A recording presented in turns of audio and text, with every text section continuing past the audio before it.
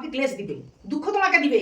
তুমি রক্ত মাংসে ওরা তোমাকে পিতা না বলছে, যেমন ছোট বাচ্চাকে আমরা না বলি তবু বলে চাটাই টাইট ধরাই, তো পরমেশ্বর পিতা একটু কষ্ট দিবে, লঘু ক্লেশ হইয়া থাকে। তাহা উত্তর অনুপম রূপে আমাদের জন্য অনন্তকাল স্থায়ী গুরুতর কথা হচ্ছে। এইবারে বলছে উত্তরোত্তর অনুপম, যার কোনো মানে তুলনা করা যায়নি, মানে খুব সুন্দর, সেই অনুকরণ সুন্দর রূপে আমাদের জন্য অনন্তকাল স্থায়ী। এবার বলছে গুরুতর প্রতাপ, মানে যখনই আমরা কি পরমেশ্বর পিতার কাছে প্রার্থনা করে আমাদের সব যখন দুঃখ যন্ত্রণা অভাব অনটন পরমেশ্বর পিতার কাছে কি প্রার্থনা সহকারে তার যখন চরণে জ্ঞাত করব, তখন কি করবে না অনন্তকাল স্থায়ী প্রতাপ সাধন করবে।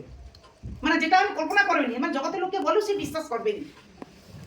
যে দিদিভাই কি বললো যে পয়সা নেই কি করে যেন হেঁটে হেঁটে যাইনি, রাস্তায় 20 টাকা পড়ে আছে, তাহলে পরমেশ্বর পিতা কেমন কার্য করলো, তার 10 টাকার দরকার তবু থেকে 20 টাকা দিচ্ছে।